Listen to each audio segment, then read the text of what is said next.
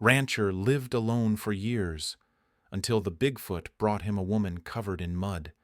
He had lived alone for years, far from the noise of the world, until one misty morning he found footprints too large to be human. From the edge of the forest, a giant shadow emerged, Bigfoot himself. But instead of harm, the creature carried something fragile. A woman, cold, trembling, covered in mud. The rancher lowered his gun. His voice was soft, almost a whisper. "You're safe now, whoever you are." As the cabin light flickered through the storm, the creature vanished into the trees. And for the first time in years, the rancher wasn't alone. The night the forest breathed. Before we begin, take a moment to comment the name of your city, where are you watching from tonight, and when the story ends, don't forget to rate it from 0 to 10. The year was 1882, and the valley was nothing but wind dust, and the faint echo of hooves lost to time. At the edge of that silence stood a small wooden cabin, its chimney breathing out a thin trail of smoke that vanished into the fog. Inside lived Elias Boone, a man carved from the same rugged land he called home. Once he'd been a husband, a father, a dreamer. But a storm 10 years ago had taken everything: his wife, his son, and the part of his soul that still believed in mercy. Now he spoke only to the wind, and even the wind had grown tired of answering. That night the sky cracked open with thunder. Rain swept through the valley, drowning the dry soil and blurring the horizon. Elias sat by the fire listening to the roof groan when a sound unlike any he'd heard before echoed from the woods, a deep, mournful roar, as if the forest itself had taken a breath. He reached for his rifle. Old instincts stirred. Pushing open the door, he stepped out into the storm. Lightning split the darkness, and there in the mud were footprints far too large to be human. Elias followed them, heart hammering. The rain fell harder, soaking through his coat. Then he saw it, a giant silhouette shifting through the mist.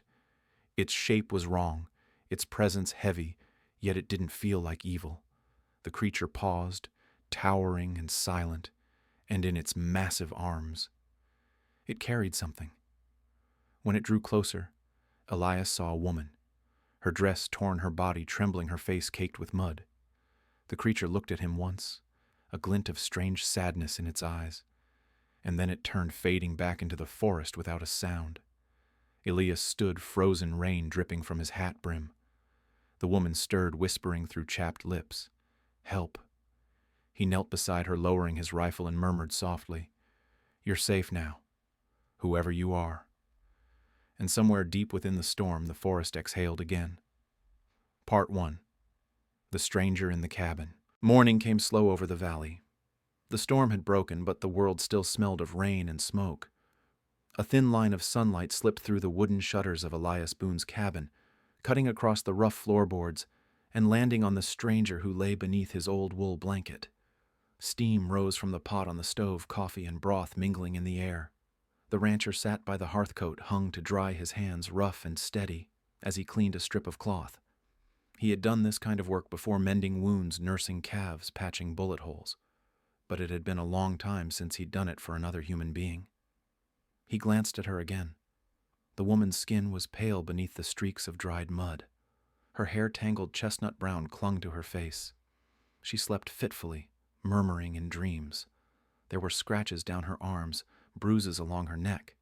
He'd washed the worst of the dirt away, trying not to wonder what kind of thing could leave marks like that.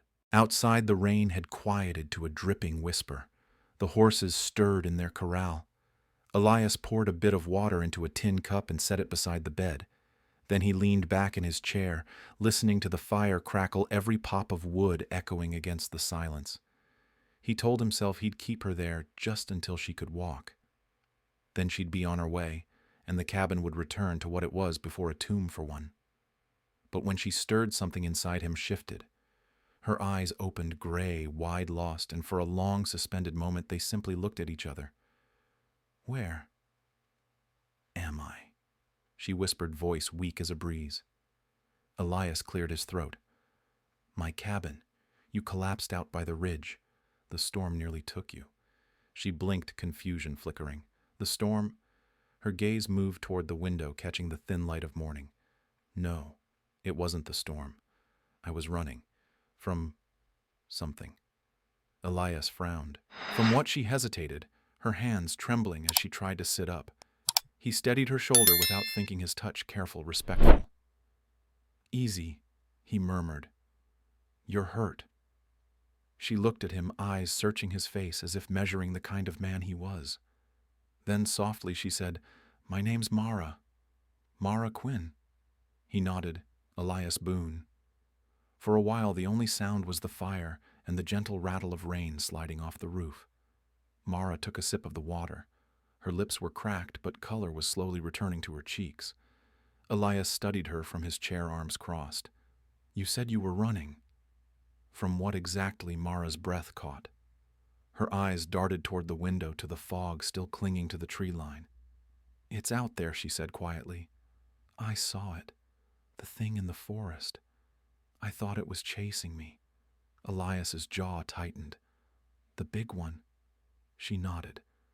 "It followed me for days. I don't know why. Every night I heard it breathing, felt it watching. Then last night, it found me." Her voice shook. Elias leaned forward slightly, his face unreadable. "What happened?" Mara's eyes glistened, the memory heavy on her tongue. "I fell. I thought it was over. But it didn't hurt me. It picked me up. Like a child. I passed out after that. When I woke up, you were there." The rancher stared at the fire. His mind replayed the vision from the night before, that massive shape, its strange gentleness, the way it had looked at him before vanishing into the trees. He poured her some broth and handed it over. "Eat. You need your strength." She took the bowl with both hands, sipping slowly, eyes flicking back to him. "You don't believe me," she said softly. Elias let out a slow breath. "Doesn't matter what I believe. You're alive. That's what counts." A faint smile touched her lips, small but real. For the first time in years, he felt something stir inside him that wasn't bitterness or silence. The cabin filled with a quiet kind of warmth, fragile, hesitant, like sunlight finding its way through storm clouds. Mara leaned back, exhaustion pulling her eyelids down. "Thank you," she murmured, "for saving me." Elias shook his head. "Wasn't me who found you." Her eyes fluttered open again. "Then who?" He hesitated, staring at the fire as it popped and hissed. "Something or someone who shouldn't exist." Mara frowned, confusion creeping back into her face. But Elias didn't say more. He stood, pulled on his coat, and stepped outside to check the horses. The air was cold, crisp, with the scent of pine and wet earth. Sunlight spread thinly over the hills. He looked toward the forest. Mist clung to the treetops like a living thing. For a moment, he thought he saw movement between the trunks, a shift of shadow, the echo of heavy footsteps. But when he blinked, it was gone. He turned back toward the cabin. Through the window he could see Mara watching him, her eyes filled with something he hadn't seen directed his way in years. Trust. Elias lowered his hat brim, unsure what to do with the feeling that rose inside his chest.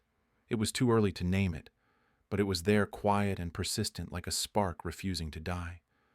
As he stepped back inside, the warmth of the fire wrapped around them both. Neither spoke. They didn't need to. For the first time in a decade, Elias Boone wasn't entirely alone. And somewhere deep in the woods, something enormous breathed, waiting. Part 2. Echoes in the Woods.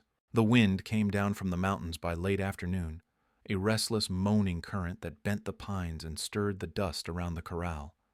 The horses were uneasy, ears twitching, hooves striking the dirt, eyes wide with the kind of fear that doesn't come from weather. Elias Boone stood by the fence, hat pulled low, watching them snort and toss their manes. The animals knew things before people did. Always had. He could feel it too, a tension in the air, like the valley itself was holding its breath. Behind him, the cabin door creaked open. Mara stepped out, wrapped in his old coat that hung too large on her frame. Her hair, still damp from washing, caught the faint light of the dying sun. "They're scared," she said softly. Elias nodded. "Something's moving in the woods again." She hesitated beside him, her gaze drawn toward the tree line. From where they stood, the forest looked endless, dark, alive, whispering secrets through every gust of wind. He reached for his rifle, checking the chamber. "Stay inside," but she shook her head. "I've seen those trees before. I know what's out there." Her tone was calm, but her hands trembled. Elias caught it, the slight shake when she wrapped her arms tighter around herself. "Mara," he said quietly, "if you know something, now's the time." She looked up at him, fear flickering beneath her eyes. "I didn't tell you everything. I saw signs carved into the trees before I found your valley." "What kind of signs?" She took a breath. "Symbols, circles, lines, and shapes I couldn't understand. But I know what they meant. They were warnings. I saw them near a place that looked like a grave, half dug, like someone had started burying something. Or someone." Elias felt the hair rise on the back of his neck. "Show me." They entered the woods before sunset. The light fell in narrow shafts through the pines, painting long shadows that swayed like ghosts. The air was cooler, thick with the scent of sap and damp soil. Elias led the way, rifle in hand. Mara followed close, her boots crunching softly on fallen needles. Every few steps she'd glance behind them as if expecting something to emerge from the fog that lingered between the trunks. "You don't have to do this," Elias said without turning. "I do," she whispered. "If we're being watched, I want to know by who or what." They moved deeper until the sounds of the ranch were gone. No windmill, no horses, only the rhythm of their footsteps and the occasional creak of trees shifting in the wind. Then Mara stopped. There. Elias followed her gaze. A few yards ahead, on the bark of an old pine, marks had been carved, deep, deliberate, crossing each other like claw and blade. Circles within circles, crude but purposeful. He traced one with his gloved hand. The wood felt cold, almost damp, though it hadn't rained since morning. "Someone did this recently," he muttered. Mara's voice trembled. "They looked the same as before. Near the grave. Where was it?" She pointed north where the trees grew denser, and the light began to fade. They walked another half-mile before finding it a small clearing open to the sky. The soil there had been disturbed, the ground sunken in the middle as if something heavy had been buried or dug up. Wildflowers grew crooked along the edges. Elias knelt beside the mound, pressing his hand to the earth. It was soft, fresh. "Not long ago," he said. Mara hugged herself, eyes darting toward the shadows. "Do you think Bigfoot buried something?" Elias looked up slowly. "Don't know, but whatever this is, it's not animal work." The air grew colder. A gust of wind carried the faintest echo, not a voice, not quite, but a low, rhythmic thud, like footsteps far away. Mara flinched. Elias stood scanning the tree line. "We should head back." But she didn't move. She stared at one of the marked trees, tears forming in her eyes. "This is where it happened," she whispered. "I remember the smell of rain and the sound of digging." He turned to her. "You were here before." She nodded. "I woke up near here after I ran from the hunting camp. They wanted proof, a body, something to sell. I ran all night, and the next thing I remember was that sound and the giant shadow."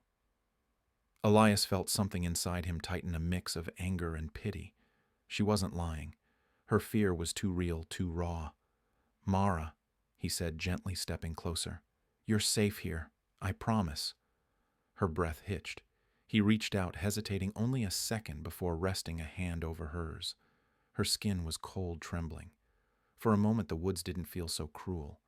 The wind eased, the branches stilled. It was as if the valley itself was watching them, holding that fragile connection between two lost souls who had both been running from ghosts.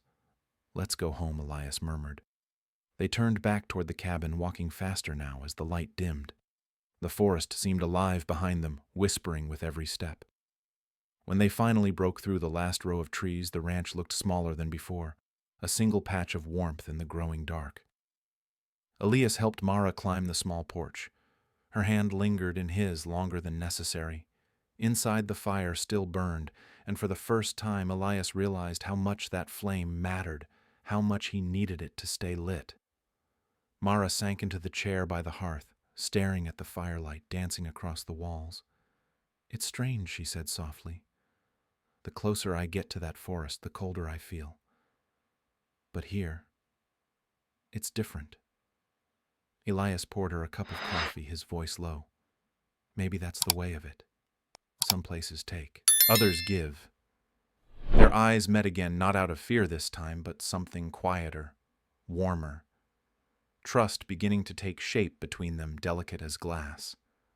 Outside, the wind carried a faint echo, the creak of wood, the sigh of something enormous shifting in the trees. Neither of them spoke of it, but both heard. And as night settled over the valley once more, Elias Boone understood one thing. The forest wasn't done with them yet.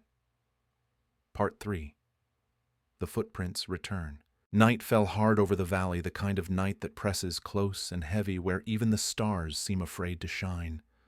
The wind howled through the canyons, rattling the shutters and sweeping dust against the cabin walls. Inside, the fire burned low, its glow flickering over the worn wooden beams. Mara slept on the cot near the hearth, wrapped in a quilt. Her breathing was steady, now peaceful in a way that still felt new to the house. Elias Boone sat by the window boots on the floor hat tipped low. The storm hadn't come, but the wind carried a strange unease, a whispering tone that set every nerve in him on edge. Out here, silence had meaning. So did the sounds that broke it. Then he heard it. A dull thud, followed by another, heavy, measured. He lifted his head, eyes narrowing. The horses in the corral began to snort and stomp. One of them whinnied short, panicked. Elias rose from his chair, reaching for his rifle. He glanced at Mara. She stirred, but didn't wake. Quietly, he crossed to the door boots, creaking on the old floorboards. The wind screamed as he opened it. Cold air hit him like a slap. The world outside was a blur of shadows and dust. Clouds rolled low, hiding the moon, but enough light spilled through to reveal what waited in the mud. Footprints. Huge, deep, unmistakable, the same ones he'd seen the night Bigfoot appeared. They circled the corral, cutting through the wet soil. But as he followed them with his eyes, he froze. Beside those massive impressions were smaller ones, boots. Human. He knelt, running a hand across the print. The edges were sharp fresh. Whoever made them had been here recently. Elias stood scanning the tree line. The forest beyond the ranch was black, shifting. For a moment he thought he saw movement, a flicker of fabric, the reflection of metal. But the wind swallowed it before he could be sure. Behind him, the cabin door creaked. Mara stood in the threshold, wrapped in a blanket, face pale in the dim light. "What is it?" she whispered. He turned slowly. Footprints. Her eyes widened. The same ones, he nodded. But there's another pair this time. A man's. She froze, breath catching. For a heartbeat, she said nothing. Then she whispered, "He found me." Elias's brow furrowed. "Who the hunter?" she said, voice trembling. "His name's Reddick. He's been after that creature for years, Bigfoot or whatever name people give it. He calls it the Beast of Bitter Creek. He thinks killing it will make him famous." Elias's jaw tightened. "You ran from him." She nodded, eyes glistening. "I was part of his team, a tracker just for food and shelter. I didn't know what he was hunting until I saw it. When I realized it wasn't a monster, I tried to stop him. He nearly shot me. I ran for days before the storm hit." Elias stared at the dark woods. The prints stretched from the forest straight to his corral. "So he's here now," he muttered. Mara clutched the blanket closer. "He won't stop. If he thinks that creature's near, he'll burn the forest to find it. And anyone who gets in his way." She didn't finish. She didn't have to. Elias turned toward her, the wind tugging at his coat. "You stay inside. Bar the door." "What about you?"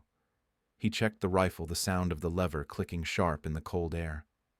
"I'll handle it." Mara stepped forward, shaking her head. "You can't fight him. He'll kill you too." Elias met her eyes. "Maybe. But not tonight." For a moment they stood in silence, the kind that hums with everything unspoken. Fear. Gratitude. The faint flicker of something deeper neither dared name. Finally she reached for his arm. "Elias, please, don't go alone." He looked down at her hand, small and trembling against the worn fabric of his sleeve. He wanted to tell her it would be fine, that the danger would pass like all storms do. But he couldn't lie, not to her. Instead, he said quietly, "You're safe here, I promise." Her eyes shimmered with unshed tears. "Don't make promises you can't keep." He gave a faint smile, weary, almost tender. "Then I'll make damn sure I can." He stepped out into the yard, boots sinking in the wet earth. The prince led away from the corral toward the edge of the trees. Every instinct told him to wait for daylight, but daylight meant nothing to men like Reddick. Elias followed the trail until the cabin was just aglow behind him. The forest swallowed the sound of his steps. The deeper he went, the stronger the wind grew, howling between trunks bending branches. Then he stopped. Ahead of him, a lantern flickered through the trees. A figure moved broad-shouldered, carrying a rifle, the brim of his hat low against the wind.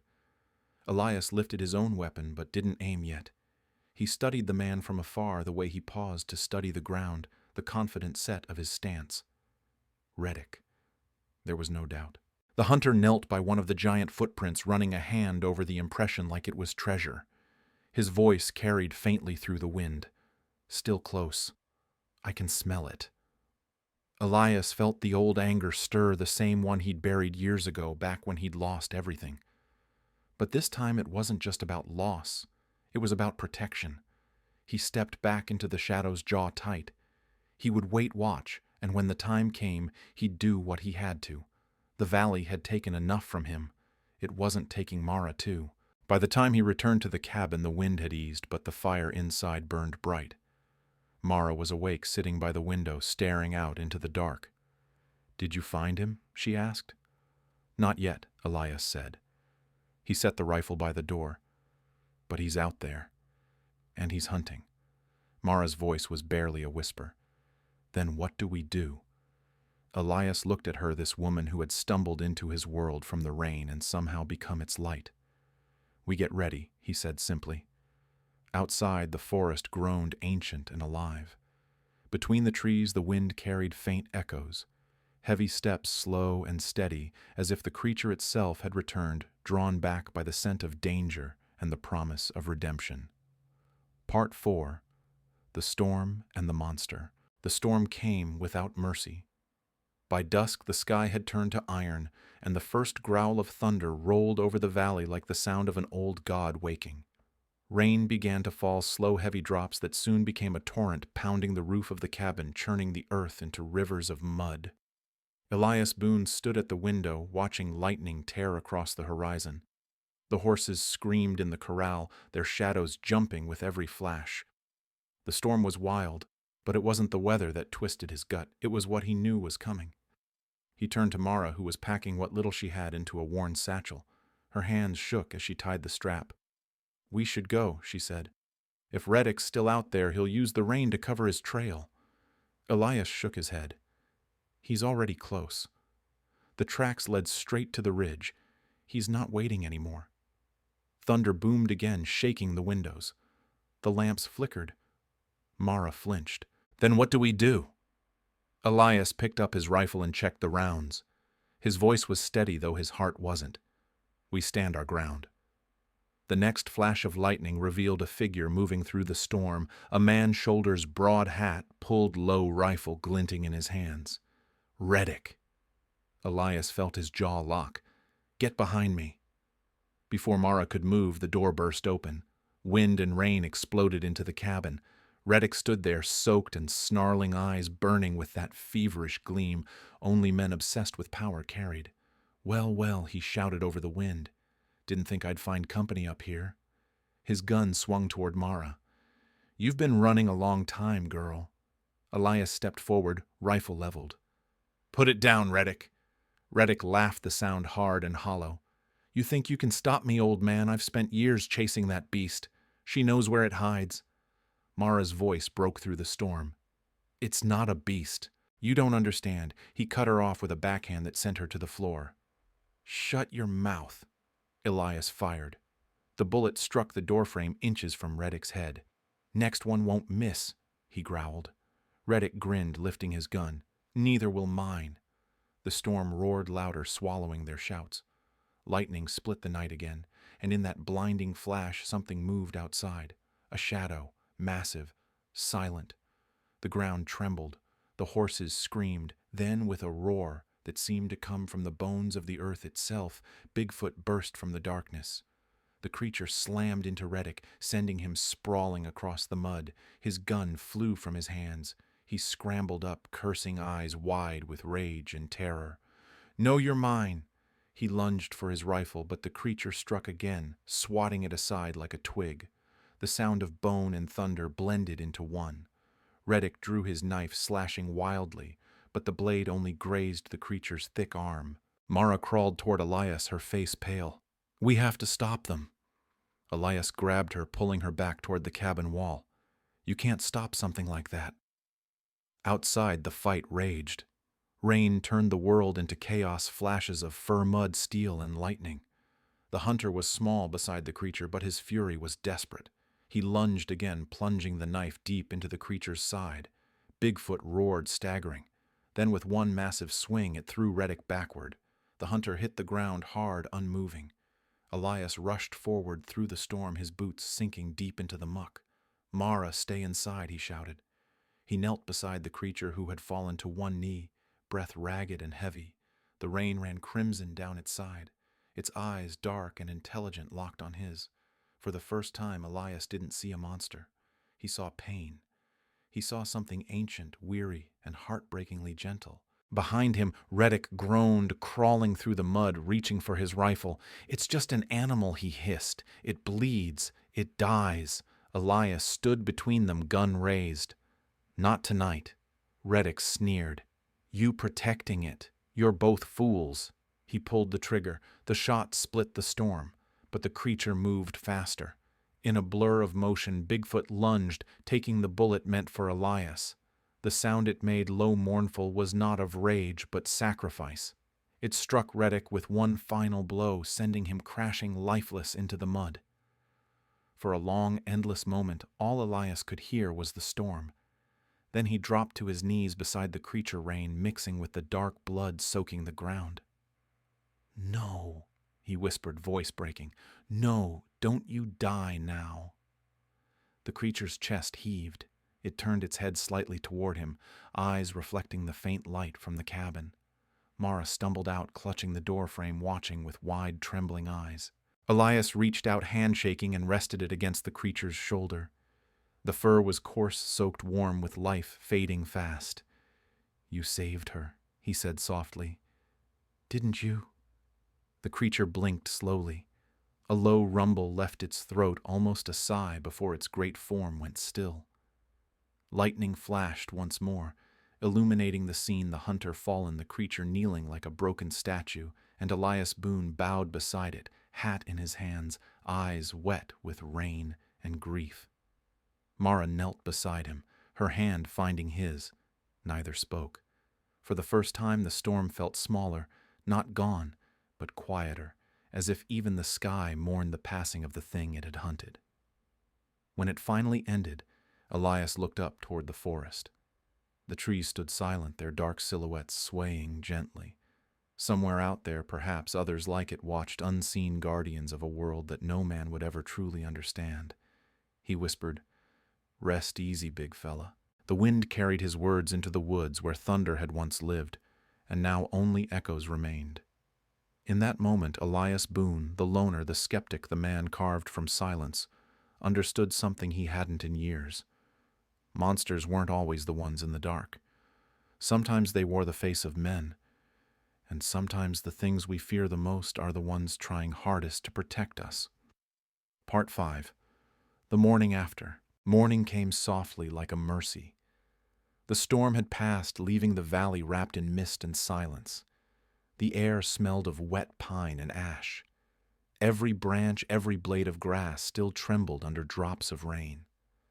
The world felt washed clean except for the small patch of earth behind the cabin where the ground had been turned dark and raw. Elias Boone stood there with a shovel in his hands, boots sunk deep in the mud. His shoulders ached, his breath came slow, but he didn't stop. The shape before him, huge and still, was half covered now with soil and wildflowers that Mara had gathered from the ridge. She worked beside him in silence, her movements gentle, almost reverent. The bruises on her face had begun to fade, though her eyes still held that haunted light, the memory of what they had survived. Farther down the hill, the tracks of Reddick's boots disappeared into the trees. The hunter had fled into the night wounded and beaten, carried off by his own desperation. Elias hadn't chased him. Some evils, he figured, were best left to the wilderness to swallow whole. The shovel struck stone. Elias paused, resting on the handle. He looked at Mara, who knelt to place a flat piece of granite at the head of the mound. She'd carved into it with his hunting knife the letters uneven but deep. For the kind giant who brought me home. The words caught in his throat. He swallowed hard and took off his hat, holding it to his chest. He deserved better than this, he murmured. Mara brushed the dirt from her hands. He saved us. Maybe this is better than being hunted forever. The wind shifted through the oaks above them, carrying the faint scent of rain and something wilder pine sap smoke, maybe even the ghost of fir. It made Elias glance toward the forest, where morning light broke through the fog in golden streaks. For the first time in a long while, it didn't look menacing. It looked alive. They stood together in silence, listening. Somewhere deep within the trees, a bird called. The sound was soft but clear, and for a moment Elias could almost imagine it was an answer, a farewell from something too ancient to need words. Mara's voice was quiet. "Do you think there are more of them?" Elias rested the shovel against the tree. "Maybe. Maybe not. But I reckon this one found peace." She smiled faintly, though tears glistened in her lashes. He was gentle, kinder than most men I've met. Elias looked at her, then really looked the strength behind her gentleness, the way the light caught the curve of her hair, the steadiness in her eyes, even after everything she'd endured. "You're not wrong about that," he said softly.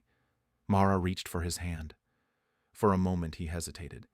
Years of solitude had made him wary of touch, but then he took it, his rough fingers closing over hers.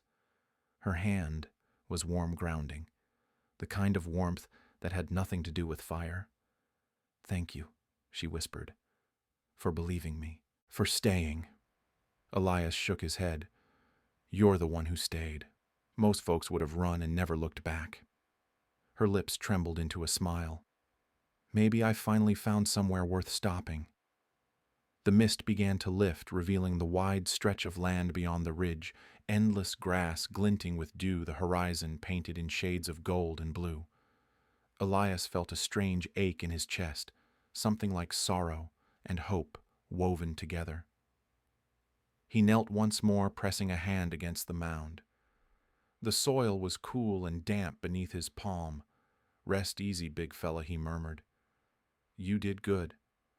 The wind stirred again, bending the wildflowers that crowned the grave. For just an instant, Elias thought he heard it, a low, distant rumble, deep as thunder but softer. A breath, a heartbeat. And then it was gone. Mara squeezed his hand. "He's part of the valley now," she said. Elias nodded slowly. Maybe he always was. They stood there until the sun climbed higher, burning away the fog. The world seemed to breathe again, quiet, tender, whole. As they turned back toward the cabin, Mara paused and looked once more at the grave. The carved words caught the morning light, glowing faintly against the stone. She smiled through her tears. "For the kind giant who brought me home." Inside the cabin, Elias stoked the fire. The smell of coffee filled the air again. Simple, grounding, familiar. He poured 2 cups, set one on the table beside her. Mara wrapped her hands around the mug. What now? Elias sat across from her, the firelight flickering in his tired eyes. Now he glanced toward the window where the forest shimmered in the sun. "Now we live. Maybe fix the roof. Maybe plant something out back." She laughed softly. "You sound like a man with plans." He smiled, small, genuine. "Guess I haven't been one of those in a while." For a long time they sat in silence, listening to the crackle of fire and the slow drip of rain from the eaves. Outside, the valley stretched quiet and infinite. The birds had returned to the trees. And though neither spoke it aloud, both felt the same unspoken truth: something had changed here. The cabin was no longer just a place to hide from the world. It had become a place to begin again. Elias looked once more toward the ridge where the oak tree stood guard over the mound. The wind moved gently through its leaves, carrying a whisper that sounded almost like a farewell or maybe a promise. He touched the brim of his hat and whispered under his breath, "Thank you, friend." Mara followed his gaze, her hand finding his again. Together they stood by the window, watching the sunlight spill across the land. And when the wind rose one last time, sweeping through the valley like a sigh, they both closed their eyes, hearing in it not loss, but grace. The forest wasn't empty. It never had been. And neither were they anymore. Night returned to the valley quiet and unbroken. The storm was long gone, and the world outside the cabin rested under a silver sky. A thin moon hung above the ridge, washing the fields in soft light. The wind whispered through the pines, no longer a howl, but a sigh like the land itself was finally at peace. Inside the cabin glowed with the warm flicker of a single oil lamp. Its flames swayed lazily, painting gold across the wooden walls, the shelves, and the two figures who had come to call this place home. Mara sat near the fire, a wool blanket over her shoulders, reading from an old book Elias had found buried in a trunk. Her voice, when she read aloud, was soft and steady, the kind of sound that filled the empty spaces in a room without trying. Elias Boone sat at the workbench by the window hands, busy with an old saddle. The leather was cracked, the stitching loose, but he mended it anyway. The act itself felt like a kind of prayer, quiet, patient, useful. For a while, neither spoke. The only sounds were the turning of pages, the gentle scrape of a needle through leather, and the distant call of a nightbird somewhere beyond the trees. Elias glanced toward Mara, a faint smile touching his lips. She looked different in the lamplight, calmer, stronger, her eyes no longer shadowed by fear. She caught his gaze and smiled back, the kind that didn't need words to mean something. He set the saddle aside and stood stretching his back. The fire crackled softly behind him. He stepped to the door, opening it just enough to look out into the night. The air was cool, fresh with pine and rain. Above the ridge, the stars burned bright, more of them than he'd noticed in years. Maybe they'd always been there, hidden behind the storms he'd carried inside. He breathed deep, feeling the quiet settle around him, and murmured half to himself, "Guess the world ain't as empty as I thought." Behind him, Mara's voice floated through the soft light. "Maybe it never was," she said gently. "You just needed someone to remind you." He turned, meeting her eyes across the cabin. For a long, unhurried moment, they simply looked at each other. Two souls who had wandered too long through loss and fear, now standing in the same stillness, finally safe. Elias smiled, the kind of smile that comes from somewhere deep, not joy exactly, but peace. He took off his hat, set it on the table, and sat beside her by the fire. Mara closed her book and leaned her head lightly against his shoulder. Outside, the wind rustled through the pines once more, gentle, almost tender, carrying with it the faint echo of something vast and kind that still watched from the woods. Elias looked toward the flame. Its reflection danced in his eyes as he spoke softly the words, more truth than habit now. In the harsh West, only love and kindness can keep the heart warm. Mara nodded, her voice barely above a whisper. Then maybe that's what saved us. The lamp flickered, and the night deepened. But in that little cabin tucked away beneath the endless sky, there was warmth, the kind no storm could take away. For the first time in years, Elias Boone wasn't alone anymore. Leave a comment and rate it from 0 to 10. Subscribe and tap the bell so you won't miss the next Wild West ride.